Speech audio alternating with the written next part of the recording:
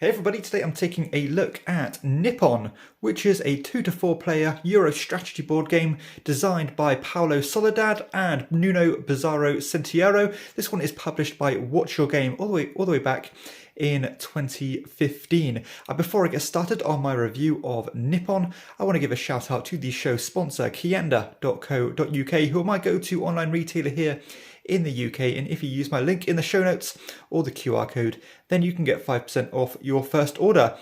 Okay, so the main board for Nippon is going to look like this once it's set up, where you have this big map of Japan, and this map is going to be divided up into 4 different regions, and within that region you have 2 individual cities. A big portion of this game is area majority, so you want to have the most influence in these different regions when it comes to a scoring phase, because you're going to get more points for doing so based on this little chart here. So you can see in the first round, if I'm controlling a region, I'm going to get 10 points for doing so, but in the third and final scoring round, you'll get a massive 20 points per region you control. And the second and third places are, dished out accordingly.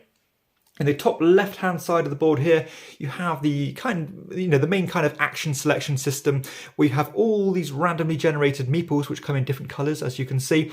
And then they're not only going to be allocated onto these little reserve rows here, they're also going to be put on these little action columns. And the colour of these meeples is going to be quite an important factor in the game. And depending on the player count, you're going to have more or fewer meeples out there, or more or fewer of these rows filled up in reserve. This is the round tracker. So you can see here, after certain points, it's going to be a first round scoring, a second round scoring, and then a final scoring. And in the bottom right-hand corner here, you have this little multiplier area, which is going to massively influence your end game scoring. But that's not going to be much at the moment, and we'll talk about that later. In the general supply, you'll have these 6 different factory types, which come in 3 different levels. You've got the level 2 factories, the level 4s, and the level 6s. And these are going to be a big part of the game and how you're going to kind of spread your influence on the map. You have the general resources as well, such as these kind of improvement tiles, these resource cubes, the money, the big bag of meeples, which are used to replenish those meeples at certain points in the game. And more importantly, you have your own personal player board that look like this. We have a storage area for your coal, for your money. You have 3 different tracks, which are going to kind of determine your income each round. So you've got the coal income track here. You've got your money income, which is going to start on 12,000, hence why we start with 12,000 money. And you also have this kind of knowledge track here, which is going to determine the industry tiles that you can buy or acquire throughout the game. Also in the center of your player board, you have these trains and boats, which you can deploy onto the board to increase your influence and victory points. And you also have these, I think it's 9 different criteria of endgame scoring, which you can kind of tailor your strategy towards. And additionally, each player is going to have these 8 starting contracts that they can try and complete by cashing in certain types of goods. So for example, this one here would need 2 different types of goods, and if I completed that, I would not only get 4,000 money, but I'd also go up 2 on my income track. And each player is also going to get given the same arrangement of these influence tokens, which can be deployed onto the board. So despite Nippon being quite an intense game, the actual round structure and turn structure of the game could not be more simple, I suppose. There's only one of 2 things that you can do on your turn. The first of which is to take one of these meeples from these action columns and place that meeple on your player board and take the corresponding action. So you can see here that each column has 2 actions associated to it, apart from this last one here, which only has the 1. Now the second action you can take is to consolidate, which is when you remove the meeples from your player board. But I think it's not going to be worth talking about that right now. But let's talk about what all the different actions are and how a turn might play out. So let's just say on my turn, I ended up drafting this white meeple here. I'm going to take it and I'm going to put it on one of these 6 spots, or the next in line of these 6 spots on my player board.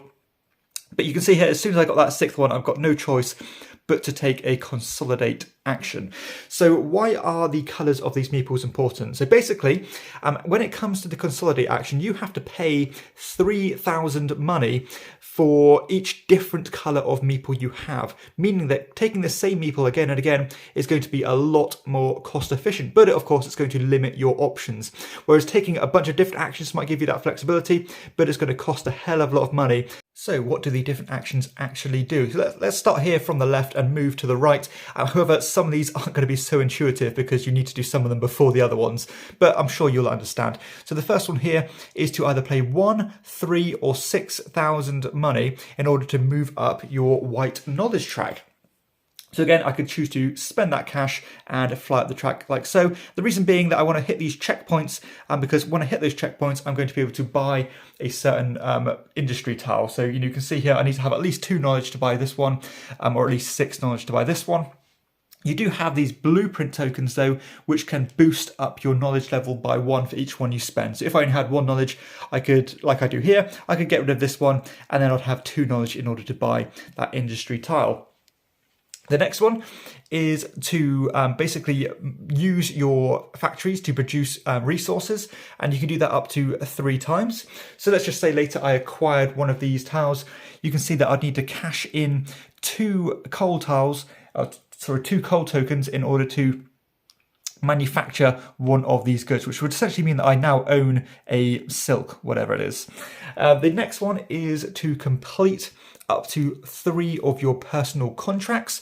So if you remember, in our personal supply, we have these contracts here, which you can choose to, again, if you have the resources that you've manufactured, you can cash them in and get the corresponding amount of points and go up your income track, which means that when you come to consolidate, you'll get more money. You have this one here, which actually allows you to buy the industry tile in the first place. They're going to cost you 6,000 each time you do it. And again, they do come in 3 levels: the medium level, the top level, and the cheaper level. The 2, 4s, and 6s. So they're always going to cost you 6. And when you buy one of these, you can actually choose which one you want, because there are multiples of the same type. However, they all have a slight different tweak on them. Like for example, this one gives you one of these level 2 blueprint tokens. This one here lets you basically move up the white track for cheaper. This one here basically means that I think whenever you move up the white track, you can move up again, that kind of thing. So they all give you like a little engine building benefits. This one here means that you can move up the coal track by spending 1, 3 or 6,000 money. This one here, you can either spend 5, 10 or 15,000 money in order to deploy these ships from your player board. And when you do that, you're going to take them and you're going to put them in one of these regions. And what it means is that when it comes to the scoring phases, if you are in one of the top 2 positions, you will get all the points from your boats in those regions as well. So it will really kind of increase your yield of victory points. You've got the improvement area here, which you can spend again 5, 10 or 15 to deploy 1, 2 or 3 of these upgrade tokens, or even upgrade the upgrade tokens to the other side. So again, let's just say I ended up acquiring this tile earlier in the game. You'd flip it over to the other side. And for my first upgrade, I could put one up there, which means that when I come to produce this good by spending those 2 coal, I would not only produce the one I've spent, I'd also get another one on there for free. But I could even upgrade that again, meaning that I'm much more efficient. And whenever I come to producing goods, I'll produce an extra 2 resource cubes, which is a fantastic thing to do. This one here works just like the boat action, where you can spend 5, 10 or 15,000 money in order to deploy your train tokens onto the board, and much like the boat ones, they'll still go on the same spots here. And there's going to be more or fewer spots based on the player count. Now these are going to influence your your total amount of influence in each region by 2, but you need to have at least 1 presence on the board. So you cannot just purely make your influence up based on these train tokens. And also when you upgrade both, or when you deploy a boat and a train, you're going to move up 1 passively on your income track to, again, increase your income of money when it comes to consolidating.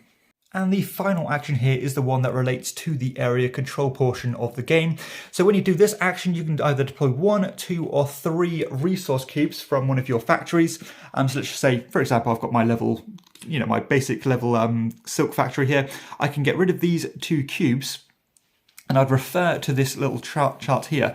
So this was a basic factory. I got rid of 2 cubes, which means I can put down a level 2 influence tile from my personal reserve onto the board, as long as I put it in a region with that same corresponding resource. So you can see here, this is the silk one, like so. Therefore, I could put it like this. And again, the reason I want to be doing that is because when it comes to these scoring phases, I want to be in the top 3 basically to get this chunk of victory points. And you can see from this chart here that the better the factories, like if I've got these really expensive factories here, if I deploy 1, 2 or 3 tokens, I can put down a big chunk of these influence tokens. And there is of course going to be a lot of competition over these areas, because say somebody put down a level 3 influence of this silk type, they can actually choose to remove me from the board and take my place. So there's always this jockeying for position to be in those top 3 spots. Now, as soon as one of these columns has been depleted or have had their meeples depleted, like so, you're going to look at the refresh rows here, and they're going to replenish the spot that's just been taken. So all the actions are always going to be available to all the players. However, once all these reserve rows here have also been depleted, then this is going to progress to the next spot, meaning that it might trigger a scoring, a scoring phase basically. When it comes to this gold area here, basically that's going to be the final 3 turns before there's a final scoring. And something I didn't say, and before I move on, whenever you deploy one of your influence tokens on one of these regions, they are always going to come with a bonus, such as, again, 2 blueprints, 2 coal, 5,000 money, or 2 victory points. So now we've spoken about the main actions, let's talk about the consolidate action. So the consolidate action is going to go through a few steps. The first of which is that you are going to have to lose any resources you have left in your reserve from before when you call us consolidator. So you want to be making sure that you spend all your coal and all of your money if possible, because you're going to be quite inefficient if you don't do that. So let's just say I wasted all this money. Then I'm going to have a look at my income, and I'm going to take my new bunch of money, which is at this point is going to be 15,000 money and 2 coal cubes. And after that, you're going to look at how many different meeples you have. So you can see here that I have 3 different colors of meeples. Again, it doesn't matter how many I have, it only matters how many different colors I have. And for each different color I have, I'm going to remove 3,000 from my income. So I'm going to take 9,000 off my income, meaning that I'll only have 6,000 to play with in my next round. And once you've done that, you're going to remove all these meeples from your bag, from your board, and throw them back in the bag. And then depending on how many meeples you've played that previous round, so in this example, I've got up to this 4 area here, I'm going to have a look at this part of the board, and I can take one of these tokens. Now, there will be multiples of the same tokens here, but I've only put 1 on each spot to show you an example. But let's just say I wanted an extra cash boost of 5,000 money. So that means I'm going to take that bonus straight away. You see the alternatives are more coal cubes or more blueprints. But I'm also going to flip it over to the other side, which will have a corresponding multiplier on it. So this is going to be a ×2, a ×3, a ×4, and a ×5. And then you're going to allocate that multiplier to one of these scoring zones. So we have, again, 9 different scoring zones here. The first of which is going to be for every 6,000 money I have at the end of the game, I'm going to get a victory point. However, I could upgrade that to mean that at the end of the game, for every 6,000 I have, I'll now get 4 victory points. This one here is for every star level I've got on the boat track. This one here is exactly the same, but for the train track. This one here is for every region I have an influence in. This one here is for every 2 contracts I've completed. This one here is for every star I've reached on the knowledge track. This one is the same, but with the coal track. This one here is for every medium or large-sized industry tile I've bought. And this one here is for every fully upgraded tile that I have here. And something else that's important to say is when it does come to a scoring phase, you are not only going to consider your own and the other players' influence in each region, the actual embedded numbers here on the player board itself are going to compete with you. So at the moment, you can see I've only got 2 influence in this region, whereas the board itself has 3, 4, 5, 6, 7, 8, 9, 10 influence. And that is essentially how the game is going to play. When you reach that final round, you're going to do your final zone scoring. You're going to add up all the victory points you've gained during the game to the end game scoring criteria based on the multipliers that you've allocated to them from when you consolidated, and the player with the most victory points at the end will be the winner. Okay, so let's share some thoughts on Nippon, and we'll start with some of the kind of key concepts here. And I suppose the main one is this meeple draft. I really love the layer of strategy this adds to the game, where you can really just have a look at the different colours here and think, you know what, these are the actions I want to do. But maybe that's going to be a bit too costly at this time because each time there's going to be a different color. Whereas if I do these actions and keep taking, say, the red meeples, that will be, you know, maybe it's not optimal for me, but it's going to be a lot more cost efficient, meaning in the next round, when it comes to my income, I'm going to get to keep all my money rather than spending it all before I even get started. So I love that kind of lining up of your turns. But I suppose alternative to that, you can think, you know what, I'm going to go gung-ho. If I have to take 5 different types of meeples, then so be it. Yes, I'll be broken the next round, but at least I'll get to do everything I wanted to do. And I actually really like the fact that you can see which meeples are coming up next. So you might think, well, I don't really want to take this color here, but I do want a yellow. So therefore, I'm hoping that one of my opponents will go here. So when they go here, this will replenish and I'm ready to take a yellow, which isn't going to cost me that extra 3,000. So you can just kind of hold off and think, let's just hope that somebody else takes this action so that I'm more in a better position to draft a certain color and be more cost efficient that way. But there is that kind of turn angst where you're thinking, I really want this color, but which one am I going to prioritize? And the actual triggering of the actions themselves is so important because you can very meticulously plan things out. Like, for example, if you want to start cashing in your coal cubes in order to get a new resource, you might want to start spending the cash first to get the upgrade to make that production much more efficient. Because, you know, spending coal, which is a very a costly resource, I suppose. It's not the easiest to get your hands on. You want to be making sure you're getting your maximum output by spending that coal. There's always a ton of choices to make here. You know, how are you going to spend these resources? Are you going to try and get some influence on the board as quickly as you can? So when it comes to the scoring, you'll get at least something from it. Are you going to go completely tailor your strategy to just dominating the area control side of the game? Or are you maybe going to try and focus on getting some of these contracts completed, so that not only will you get these nice amount of victory points on them, but you'll also passively increase your income for the future. So you're always kind of investing in, you know, short-term gains and long-term gains. And one of my favorite things about this game, which is generally a running theme in a lot of my favorite Euros actually, is the ability to tailor your strategy to what you want based on these multipliers, or this mechanism based on the multipliers is just great. Some of my favorite games have this, such as, Navigador, Concordia.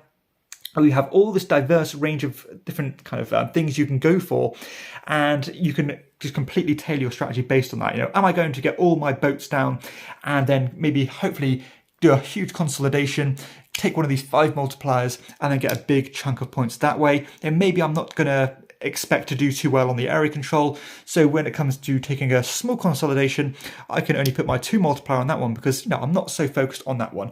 And that kind of tempo throughout the game really does dictate the feeling and strategy of the whole experience, because you have to kind of zigzag at times. You might have to really kind of lay the foundation early in the game thinking, you know what, I'm going to go for this. I'm going to put my big multiplier there and just go tunnel vision to it. Or am I going to just tailor my strategy as I go? Yes, I'm doing quite well here, so I'll put a moderately good modifier there. Maybe I'm not going to do so well in this one, so I'm going to put a lower one here, and so on. So I love that you have that loads of different paths to victory and things you can do.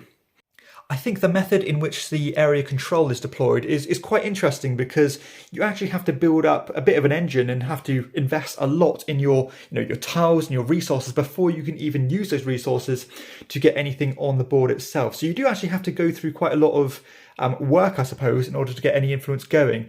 Yes, you can take some shortcuts by taking the cheaper factories and getting a few little influence here and there. But those lower influence tokens are going to be a lot more vulnerable, I suppose, if you want to start deploying your wands on the board. You're only going to have to shove a 2 down to kick you off. And there is some quite harsh, or at least high conflict in terms of grabbing at these areas. And sometimes you are spending a lot of effort to get something on the board just for it to be removed later. But I suppose as some kind of compensation for that, you are going to get the resources printed on the board, which are certainly not to be sniffed at. There can sometimes be some agonizing decisions when it comes to consolidating, and you've got to be very careful about when you do it and how you do it, because sometimes you'll leave yourself without an option here. There's a great action up there ready for you to take, but you've got no more space to put your meeples, meaning that you're forced to take a consolidation action. And I love the fact that you have to use every single thing in your supply, or you really should use everything in your supply before you consolidate, otherwise you're going to throw that money away. But at the same time, there might be one very particular multiplier here that you need. And particularly at the end of the game where there might be, say, only one level 4 left, and you think, you know what, I'm going to consolidate now because it's the last ×4 multiplier out there, even though it might not be the most efficient time to do it. And there are some minor design points here that I thought were very clever when it comes to the area control. And the first of which is that you do have a finite amount of these influence tokens, and they all come in a different value. So you're going to have to diversify in the industry tiles that you buy. You can't just keep getting the cheaper ones because you're never going to get to deploy your stronger tokens. And you're going to be much more vulnerable and just fall behind when it comes to, getting the majorities in the different regions. And I also thought it was a very good choice for the game itself to compete against you for those majorities, so that you cannot just jump in there, grab those big chunk of points and not really earn them. If I want to sneak a 2 in here, nobody else has gone here before the scoring, I'm going to get rewarded for that kind of cunning, but I'm not going to get overly compensated by grabbing the first spot or the top spot by doing next to no work. You are looking at around 90 to 120 minutes to play this game, which I personally feel is perfectly just. There's a lot of strategy and decisions to be had here, and so much you need to do. And considering that there is a lot of depth here, the actual turns themselves in isolation are pretty punchy and snappy. They're quite quick to resolve, and most of the time somebody can do what they want to do and you can move on to the next player because there's not that much influencing each other apart from actually putting your tokens on the board.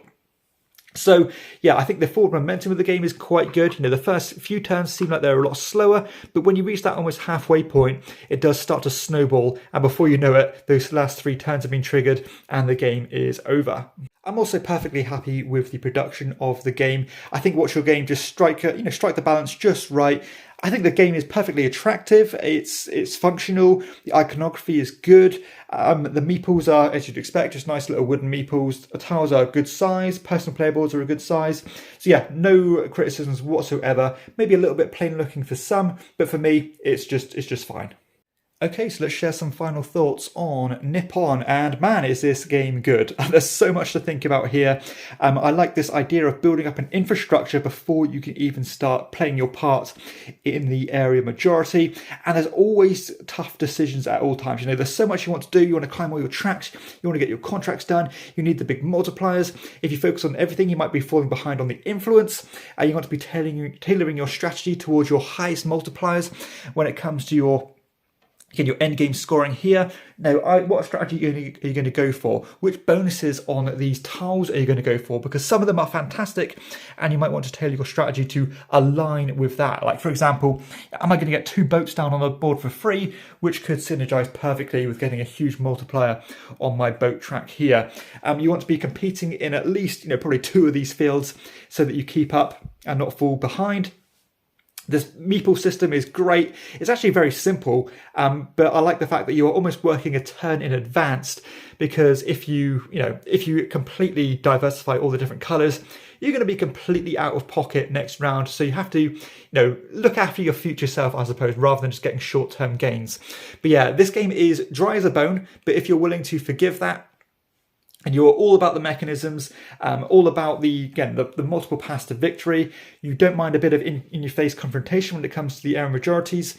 This game is rock solid. It's sharp as a knife. There's nothing here that I can really criticise, and I think it's a blast. So yeah, Watch Your Game are a company that it's just tragic that they're still not putting out games, because they just fit that perfect niche for my own personal tastes. And I think Nippon is an absolute triumph. So unfortunately, this game isn't massively available. You're probably going to have to search high and low to get a copy of it. But who knows, maybe in the future that will change. And maybe you're willing to put that extra work in to find a copy of this one, because I think it's worth it. And it's definitely going to be it's definitely going to be a recommendation for me. No doubt it's going to get a commendation. And it's definitely, I'm pretty confident it's going to break into my top 100. And I'll leave the rank below there. So another hit from Watch Your Game for me. And I'm just still looking forward to trying out all the others that I have in my shelf of shame.